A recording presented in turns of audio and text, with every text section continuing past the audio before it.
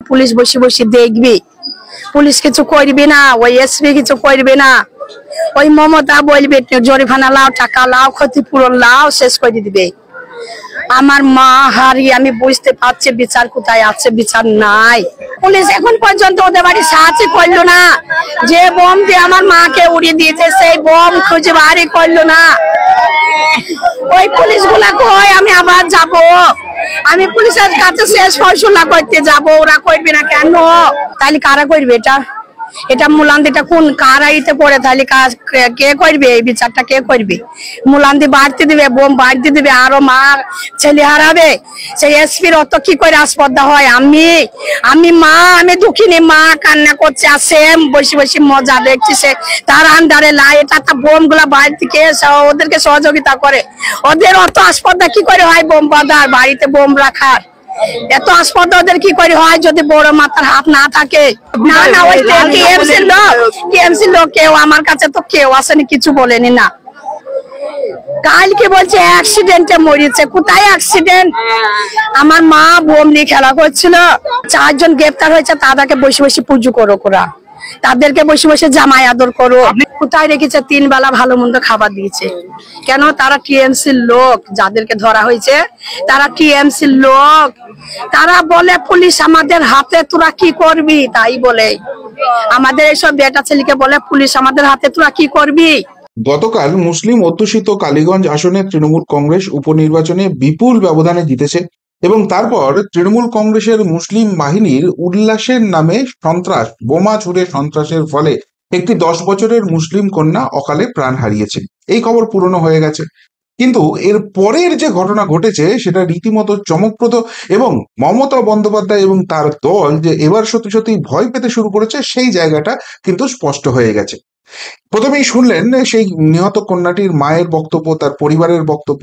সেখানে স্পষ্টভাবে এই রাজ্যের মুখ্যমন্ত্রী মমতা বন্দ্যোপাধ্যায় সম্বন্ধে তার কি ধারণা সেটা তিনি স্পষ্ট করে বলে দিলেন যে এরপর মমতা বন্দ্যোপাধ্যায় আসবে, কিছু টাকা ফাঁকা দিয়ে তার মুখটা বন্ধ করার চেষ্টা করবে, কিন্তু তাতে তিনি থামছেন না। এবং এই রাজ্যের পুলিশের উপর আস্থা ভরসা রাখা তো অনেক দূরের কথা, তার স্পষ্ট ধারণা যে এই রাজ্যের পুলিশের মদতেই তৃণমূলের এই বাহিনী, এই দুদেল বাহিনী, তারা বোমা বাঁধে। এবং পুলিশের যে এসপি আছে সে বসে বসে মজা নিচ্ছে। যে এলাকায় তার 24 ঘন্টা হয়ে গেছে, মূল অপরাধীদের ধরা অনেক দূরের কথা, তাদেরকে আড়াল করার চেষ্টা করা হচ্ছে। যে 4 জনকে ধরেছে তাদেরকে জামাই আদর করে রাখা হচ্ছে, কেননা তারা তৃণমূল করে। তারা মুখের উপর বলে পুলিশ আমাদের সঙ্গে আছে, তোরা আমাদের কি করে নিবি, এইভাবে তারা শাসানি দেয়। ফলে পুরো ঘটনাকে ধামাচাপা দিতে 4 জনকে অ্যারেস্ট করা হয়েছে, কিন্তু কাজের কাজ কিছু হচ্ছে না, কোনো তদন্ত হচ্ছে না। 24 ঘন্টা হয়ে গেলেও তাদের বাড়ি খানা তল্লাশি অব্দি করা হয়নি। এই পরিস্থিতিতে তারা আর এই পুলিশের উপর আস্থা ভরসা না রেখে সরাসরি সিবিআই চাইছে। আর এইখানেই ঠিক আতঙ্কের প্রহরটা শুরু হচ্ছে মমতা বন্দ্যোপাধ্যায়ের। কেন বলা হচ্ছে? তার কারণ হচ্ছে এই ঘটনা সামনে আসার পর তৃণমূল কংগ্রেসের নবনির্বাচিত যে বিধায়িকা রয়েছেন আলিপা আহমেদ, তিনি তার সোশ্যাল মিডিয়ায় একটা বক্তব্য রাখেন। যদিও তিনি পরিবারের সঙ্গে দেখা করতে যাননি, নিহত কন্যার মায়ের সঙ্গে দেখা করেননি, সেটা তিনি নিজের মুখেই বললেন। কিন্তু তিনি যেটা সোশ্যাল মিডিয়ায় লিখেছেন তা সেটা খুব ভালো কথা লিখেছেন। এই ঘটনায় আমি মানসিকভাবে বিপর্যস্ত, মর্মাহত এবং ক্ষুব্ধ। আমি প্রশাসনের সঙ্গে কথা বলেছি, তাদের বার্তা দিয়েছি এই ঘটনায় যারা জড়িত, দল বা বর্ণ নির্বিশেষে তাদের যেন কঠোরতম শাস্তি হয়, প্রশাসন যেন তাদের বিরুদ্ধে ব্যবস্থা নেয়। তিনি বিধায়িকা হয়তো নতুন হয়েছেন, কিন্তু রাজনৈতিক ময়দানে অনেকদিন আছেন, রাজনৈতিক পরিবারের সন্তান, এবং যে বক্তব্য তিনি রেখেছেন সেটা যে কোনো শুভবুদ্ধি সম্পন্ন মানুষই সেটা রাখবেন, এটাই খুব স্বাভাবিক। এর মধ্যে তো অস্বাভাবিকত্ব কিছু নেই।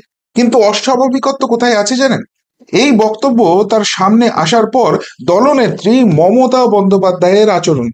সেখানে মিডিয়া রিপোর্ট হয়েছে, এবং এটা একটা মিডিয়া রিপোর্ট দেখাচ্ছে, একাধিক মিডিয়া এই রিপোর্ট করেছে।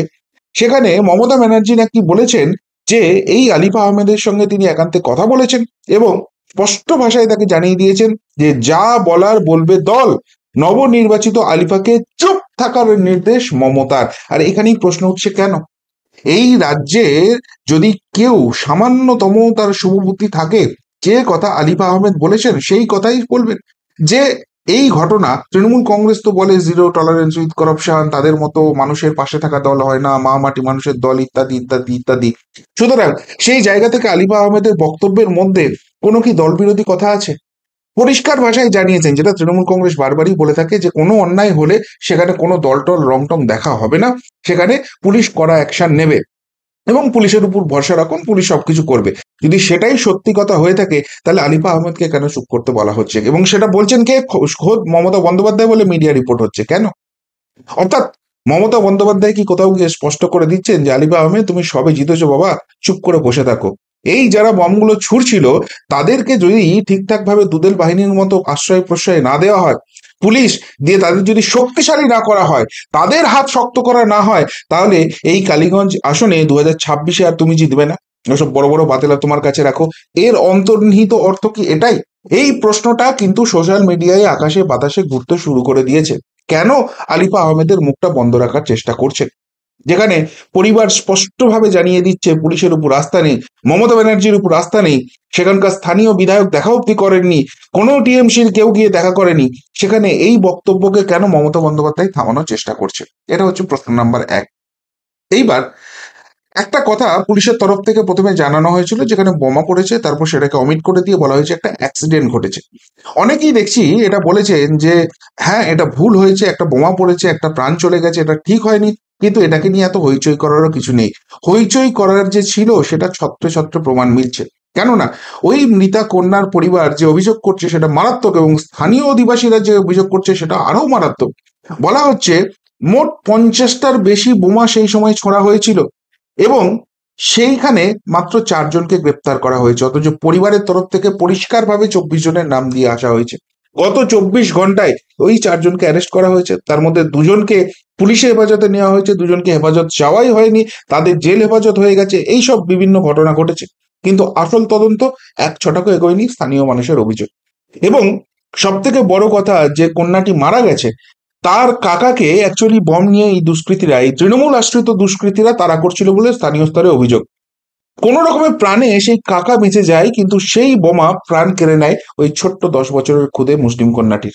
এটাই হচ্ছে স্থানীয় স্তরে অভিযোগ।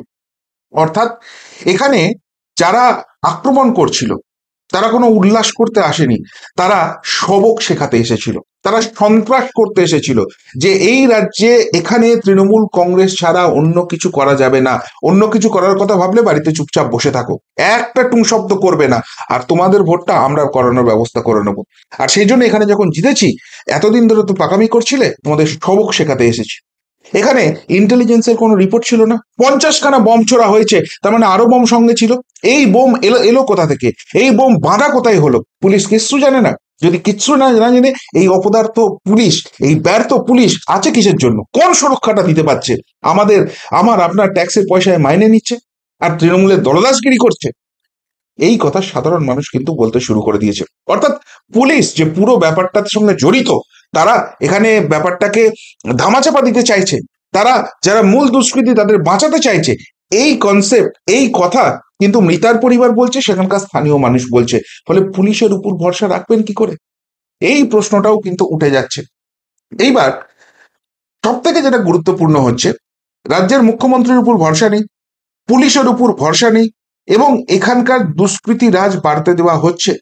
এই ঘটনা যদি এখনই কড়া স্টেপ নিয়ে আটকানো না যায়, আগামী দিনে এরকম বহু মানুষের কোল খালি হবে, এবং সৌজন্যে এই রাজ্যের পুলিশ, এই রাজ্যের প্রশাসন এবং শাসক দল, সেটা বলছে মৃতার পরিবার। এবং যেহেতু এদের একটা নেক্সাস চলছে, এইরকম একটা ঘটনা তৈরি হয়ে গেছে, সুতরাং আগামী দিনে পশ্চিমবঙ্গকে সুরক্ষিত রাখার জন্য এদের যারা করেছে তাদের তো শাস্তি দিতেই হবে, তার পাশাপাশি এই নেক্সাসটাকে ভাঙতে হবে।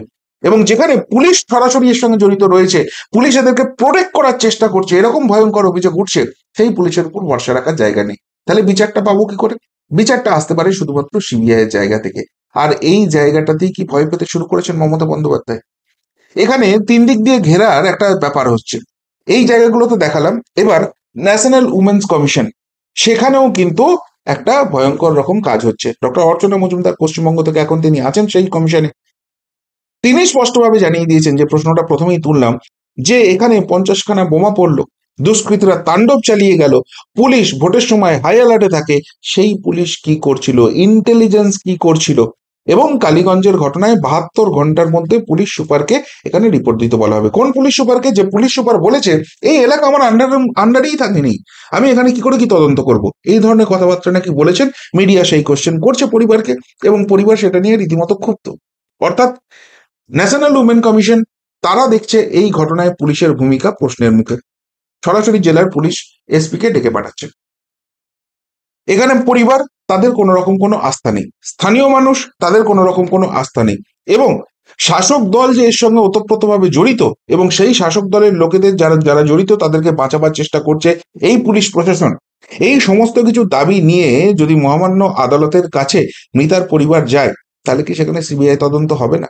আর সিবিআই তদন্ত হয়ে গেলে দেখুন, সিবিআই তদন্তের একটা ব্যাপার অনেকেই আবার প্রশ্ন করেন, বাংলায় তো অনেক সিবিআই তদন্ত হচ্ছে, আলটিমেট রেজাল্ট কোটায়, অন্য ব্যাপার, সেই সেই প্রসঙ্গে আমি ঢুকছি না। কিন্তু সিবিআই ঢুকলে একটা কোথাও গিয়ে যে সুরাহা পাওয়া যেতে পারে, পুলিশ অ্যাটলিস্ট সুরাহা দেবে না, এটা তো মৃতার পরিবারের কথাতেই স্পষ্ট হয়ে যাচ্ছে। আর সেই জায়গাটা কি এবার ভয় পেতে শুরু করে দিয়েছেন মমতা বন্দ্যোপাধ্যায়। সেই জন্যই আলিপা আহমেদ, তৃণমূলের বিধায়িকা, যখন এই কথা বলছেন যে আমি প্রশাসনের সঙ্গে কথা বলছি এবং কঠোরতম যাতে শাস্তি হয় সেই ব্যবস্থা করার কথা বলছি, তখন মমতা বন্দ্যোপাধ্যায়ের নির্দেশ আসছে যে একদম কোনো কথা বলবে না, চুপ করে থাকো, যা বলার দল বলবে, এটাকে ডিফেন্ড অন্যভাবে করতে হবে, তৃণমূল কংগ্রেসের সঙ্গে কোনো যোগ নেই এই কথা বলতে হবে। অথচ স্থানীয় মানুষ এবং যে বাচ্চাটি চলে গেল তার পরিবার, তারা কিন্তু স্পষ্টভাবে জানিয়ে দিচ্ছে যে এর সঙ্গে তৃণমূল কংগ্রেসে জড়িত রয়েছে। আর যেহেতু পুলিশকে নিয়ে প্রশ্ন উঠছে, যেহেতু তৃণমূল কংগ্রেসের বৃহত্তর, পরিষ্কারভাবে মেয়েটির মা বললো না যে বড় মাথার হাত এদের সঙ্গে আছে, নাহলে এরা এই জিনিস করতে পারে, এই এই ঘটনা ঘটলে কি বড় সেই মাথার দিকে চলে যাওয়া সম্ভব হবে? আর সেই বড় মাথা হলে আতান্তরে পড়বে তৃণমূল কংগ্রেস, সেই জন্য কি চুপ থাকার কথা বলা হচ্ছে, এটাকে অন্যভাবে ট্যাকেল করার চেষ্টা করা হচ্ছে? এই প্রশ্নটা কিন্তু উঠে যেতে শুরু করেছে। সব মিলিয়ে এখানে কি শেষ পর্যন্ত সিবিআই ঢুকবে? পরিবার তো চাইছে সিবিআই ঢুকুক, এবং সিবিআই ঢুকলে কেঁচো খুঁড়তে কি অজগর ডাইনোসর কিছু বেরোবার সম্ভাবনা রয়েছে, যে কারণেই আলিপা আহমেদের মুখটা তাড়াতাড়ি বন্ধ করে দেওয়া হলো। এটাই এখন কিন্তু সব থেকে বড় চর্চার বিষয়। কিন্তু তার থেকেও বড় চর্চার বিষয় পুলিশের ভূমিকা। সত্যি কি পুলিশ জাস্টিফাই করতে পারবে ন্যাশনাল উমেন কমিশন বা মহামান্য আদালতকে? সেই প্রশ্নটাও কিন্তু থেকে যাচ্ছে। আর না পারলে সিবিআই তদন্ত নিশ্চিতভাবে, আর সিবিআই তদন্ত হলে কপালে দুঃখ আছে, নাহলে এইভাবে চুপ করতে বলতে পারেন না, এটাই কিন্তু বিরোধীরাও বলতে শুরু করে দিয়েছে। আপনারা কি বলবেন এই নিয়ে? যদি কিছু বলার থাকে অবশ্যই কমেন্ট বক্সে কমেন্ট করে জানাবেন। এখনকার মতো এখানেই শেষ করলাম, ফেরত আসছি নতুন প্রতিবেদন নিয়ে খুব তাড়াতাড়ি। ভালো থাকবেন, সাথে থাকবেন, পাশে থাকবেন। নমস্কার।